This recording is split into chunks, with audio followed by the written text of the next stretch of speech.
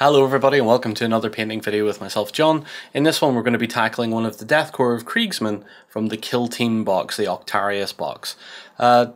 This is going to be an interesting one. Again, we're aiming to do something that's effective, simple and easy to follow.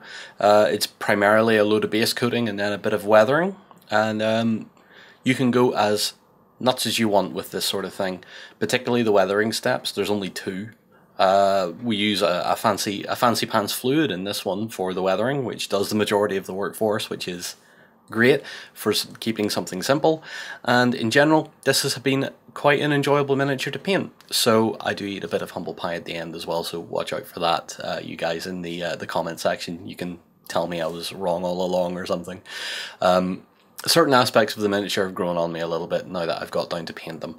But anyway, without further ado, let's just get stuck in. So to begin our Deathcore of Krieg Guardsman, we first primed him with a Citadel Grey Seer. Again, just it's a nice colour to spray in, so it's a nice it's a nice simple undercoat, and it shows him off quite nicely under camera. So the first thing I want to do is to work on the trench coat, and I'm going for sort of higher, brighter colours because later on we're going to be darkening it down quite a lot. So the first thing I'm going for is this Flames of War colour, green grey. I think it's essentially a field grey, a Vallejo field grey colour. So I give the bottle a little bit of a shake and put some out onto my palette here. And then it's just going to be a case of base coating this greatcoat, and it's maybe one or two coats of this will do the trick. I'm not too worried about going over other details right now because this is the lowest detail piece apart from his trousers, and everything else is going to get another coat of paint after this. So we're just going to base coat this, put a bit of water on my brush because the paint's a bit thick there. And then we're just going to work this into the coat,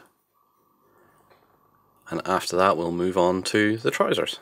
With the grey-green now dry, we're moving on to Uniform Grey from Army Painter, and this colour is going to go on to the trousers. So yeah, nothing too fancy here, just quickly base coat them as well. You'll find a lot of these basic, like these steps are just put colour here, so we're essentially painting by numbers here to achieve this miniature. So nothing too special here, guys. We're just gonna quickly get that colour in there, and then we can immediately move on because we're going to be moving away from his legs. So, well, actually I forgot, we have one other piece that we're going to be doing. So with the trousers painted, we'll also take a moment to do the pack, the wrap or the blanket on the top of his backpack. Again, we're not going to be overly precious here either.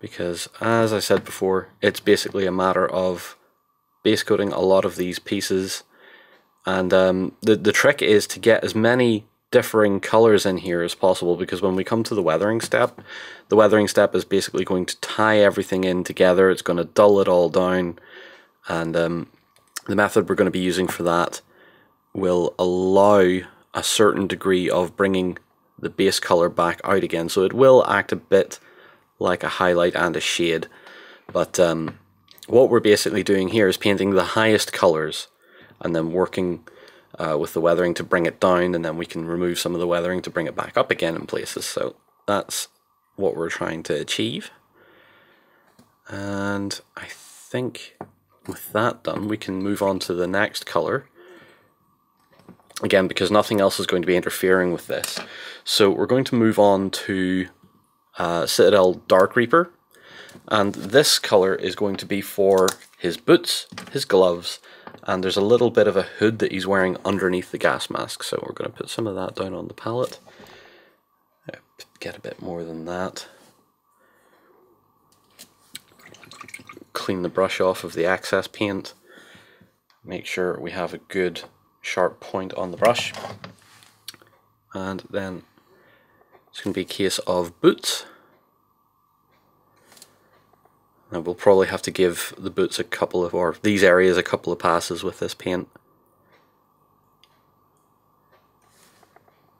And the reason I'm going Dark Reaper is because I kind of want a more sort of rubbery kind of texture to anything that is covering his extremities or anything like that. I want the hood under the gas mask to look rubberized or vulcanized. Same with the boots and his gloves. So it's going to be a couple of passes with this. And then when we're done with that, we simply just move on. With the Dark Reaper down, we're going to have a quick look at what we've covered. So we've done the boots, his gloves, minus this little bit of what I'm going to assume is a bit of armor plate. I'm going to paint it like that anyway. And the hose on the gas mask going to the filter unit. So not a lot, but it does add another color. So from here, we're going to move on to Castellan Green, and that is going to be for our armor. So we have the shoulders, the helmet, the little pieces on the gloves, and we're going to add some of it to the rifle as well, because I want a little bit of green in there too. So again, crack this open, and then we're going to apply it to our palette. So we're going to take some of that and put it on our palette. And then it's going to be just a case of carefully applying it to all areas that we want the green to be. So again, this will probably take a couple of coats to achieve this, make a nice smooth finish. And then after that, we'll move on to the next color, because we're still just working our way through all the base coats. With the Castellan Green now down, he looks a little Cadian, doesn't he? a little green and khaki there. So we're going to move on, and we're going to pick out another couple of colors here just to start to break that up a bit. The first one I want to do is the wood on the... Are we going to call it a club? Yeah, we're going to call it a club, not a truncheon. And the back of the rifle, the butt of the rifle. So for those, we're going to go this lovely rich Mournfang brown. That will be a very nice sort of reddy brown colour that we can use. So I'm going to dip my water in some, or dip my brush in some water, not my water in some brush. Either or, really. And we'll just get in there and give this a coat. Careful not to run over into areas we've already done. And I have a feeling that maybe even one careful pass of this ought to do the trick. Okay, so while that's drying, we can move on to the next colour, which we're going to use for the leatherwork. Now, move that other paint to the side. For the leather, we're going to go a slightly lighter brown, and we're going to go with model colour Flat Earth. So nothing too special there, but it is another lovely Vallejo colour. So a little bit of that onto the palette. And this will be a little more time consuming. We're going to have to spend a little bit longer on this particular step, because we want to make sure that we're nice and neat here. And we are using a Vallejo colour, so the colour will go down a lot more smoothly. So we're going to be looking at all his webbing, so this rebreather unit, all the straps that are holding that to his body, and the sling for the rifle as well. With the leatherwork base coated, we'll have a quick look at what we've done, and you can see all the webbing, the sling, and the straps on the back there as well. I also forgot to mention the Castellan Green went onto this tin at the bottom of the backpack too. So the next thing we're going to do is tackle the gas mask. Now, some of you know that this isn't my most favourite aspect of the miniature, but, you know, whatever. We have to accept it now, it's in plastic. So we're going to move on to Typhon Ash and air paint, but we're not using an airbrush, it's just nice and thin.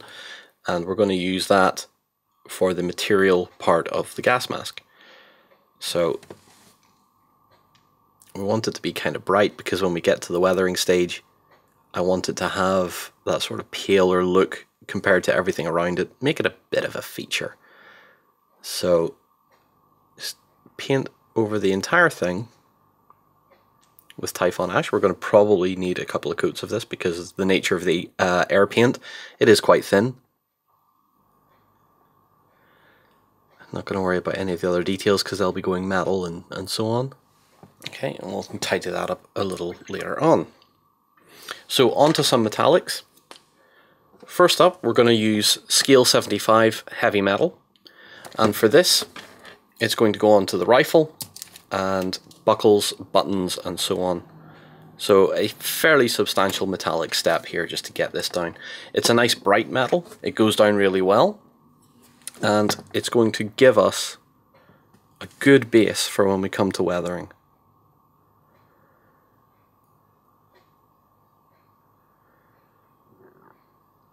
So with the metallics down, I did a couple of extra steps off camera. The first one was to take some Vallejo khaki, which is from the Flames of War range, and paint the putties, or the leg wraps, around his shins. The second step was to take some base lead belcher, and I just painted in the eyes of the gas mask. Now I'm doing that because I want the edge, I want the rim of the lens to have this metallic look, but I've also put it just over the whole thing because it was just neater to do. But later on there'll be a contrast paint going over that. The metallic step is done. The gun looks all nice and shiny. I've picked out the rivets on his helmet, on his shoulder pads, the buttons on his jacket, and just any of the other like little buckles and bits and bobs. I also took the time to do a little bit of a tidy up step, going back over some areas that I'd hit accidentally with another colour, or had missed entirely, because there was a couple of places I just plain missed, so that's on me. And now we're going to move on to the step that is going to really start to bring this miniature together. And what we're using for that is Ultimate Weathering Wash by Ultimate Modeling Products. I love their name, their whole thing. And this is the Dark Dirt one. So this is an interesting product because it's water-based, water-activated, and once it's dry, we then take a dry brush to it, or a damp brush to it, and start to remove it. So the plan is to just coat the whole model liberally in this stuff, now that we've given it some sufficient time to dry. And we're going to give the entire miniature a coat, and then we let it dry. So that's what we're going to do. And what this stuff does is make some very interesting effects once you start to move it around after it's dry, because it'll start to streak, it'll start to add little effects to itself as it's being moved around and taken off, and it's going to darken our corpsman, whatever. It's going to darken him down. It's going to give him a real gritty look, which I think really suits the Death Corps. They are trench masters, or trench warfare specialists, and we want to make them reflect that. So we're not going for a lot of highlighting. I know a lot of the a couple of the other YouTube painters out there that have done these miniatures all seem to agree that you don't really necessarily need to go into a lot of detail with highlighting and stuff on the Death Corps, because they really don't suit the typical GW style. It's because they're based on the old Forge World range. Everyone is basically in agreement saying, you know, dark and gritty is the way to paint your Death Corps, and I am definitely a subscriber to that mentality. So getting a chance to take this particular weathering product out and have a play with it on a miniature like this is perfect. Exactly what I was hoping for when the Death Corps were announced initially. I was like, there's going to be a lot of great, gritty, grimy, dirty looking Death Corps of Krieg miniatures out there, and I am all for it. I think it's perfect, because I have watched a couple of guys that were painting them, and I definitely do think we're all in agreement on the style that people want to paint them in. So just really just throwing my hat into the ring here with a slightly different approach to maybe some of the others. So at this stage we're going to let this dry, and when it's dry we then really get into the fun stuff and start to move it around the miniature. So the Ultimate Weathering Wash is now dry, and we've left it about 20 minutes or so to nearly half an hour, and you can see what it's doing. So, you know, at the minute that's still not too bad, but that's not what the joy of this particular fluid is. So I'm taking this brush, which is damp, just a little damp, and what we're going to start to do is move this wash around, reactivate it and move it around. And you can see how quickly this reactivates under the damp brush. So it's just going to be a case of almost acting as if it's a dry brush and just starting to move the brush around, hit the model from different angles and different directions, and as we work we're going to get to an idea of what we're aiming for here. So we're just going to continue just to mess around with this for a while and get it to concentrate in areas that we want. So we're running perpendicular to some of the horizontal and vertical details. We can purposefully press a little harder on some areas to remove a bit more of that wash as we move around. We occasionally need to wash the brush off, get a lot of that excess water and the wash back off of it, so that we're retaining a damp brush, but at the same time we're still removing wash. We're not just moving it around too much.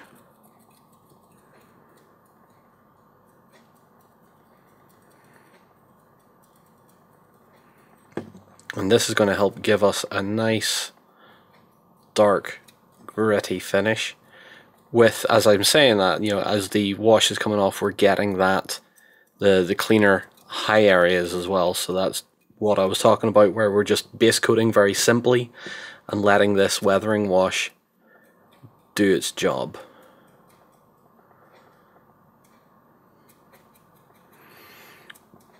Now this is something you can spend as long as you want or as little time as you want.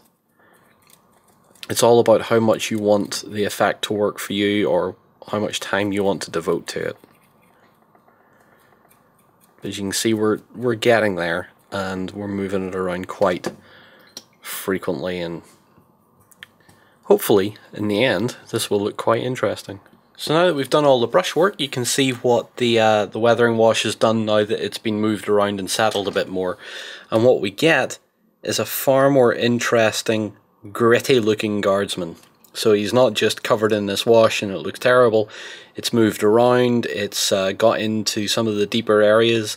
Brushing it has moved it more to where we wanted it to be, and it's left us with a few little highlights of almost the pure base coat in areas, which is absolutely great. Now at this point I would like to take some more Leadbelcher, and we're going to start adding a few dents and scrapes and scratches and that sort of stuff. So I'm going to put some of that onto the palette, and we're using the thinnest brush I have here. So what we're going to do now is look at areas of interest where we want to add some chips, particularly around the brim of the helmet there.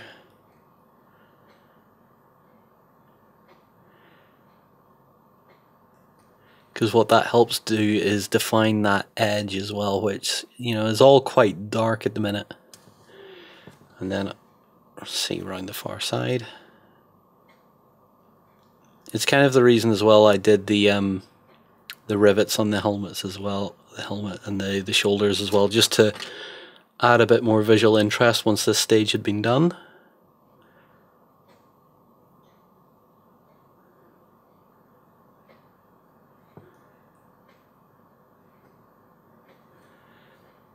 And we're not going to go too crazy on this.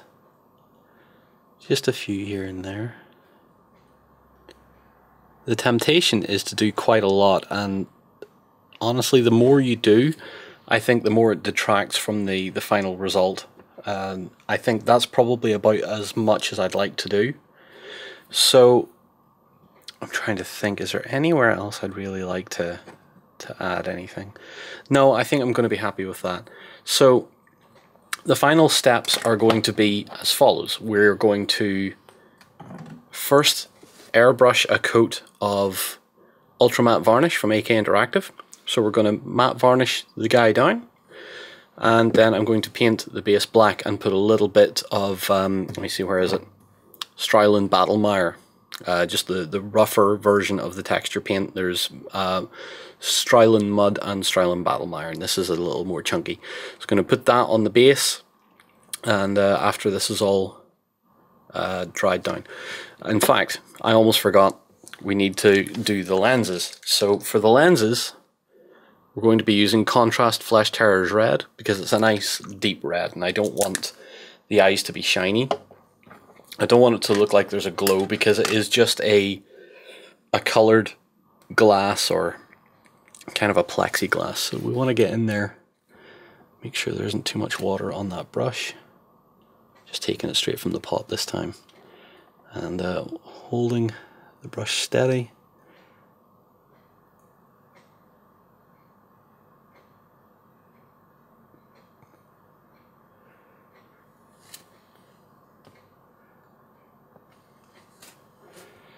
Make sure that I can see what's going on as well.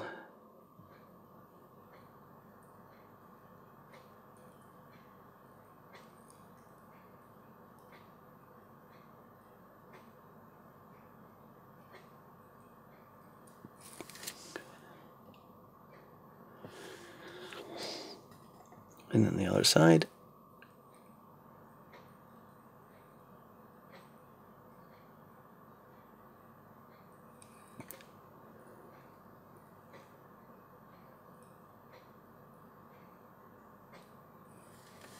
Like so.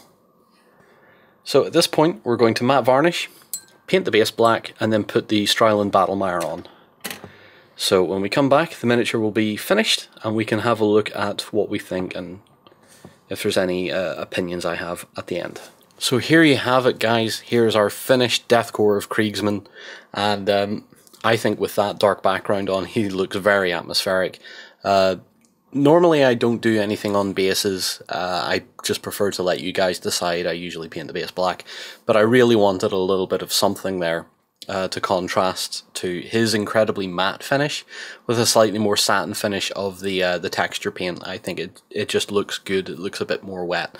Now obviously we could go on and weather him further, adding a bit of mud to the boots or to whatever, or a bit of pigment powder like I've seen some of the painters on YouTube do, which is absolutely fine. I would personally probably do that if it was my own stuff, but I want to keep this guy looking a bit more contrasty to the base rather than blending him in with some of the pigment powders.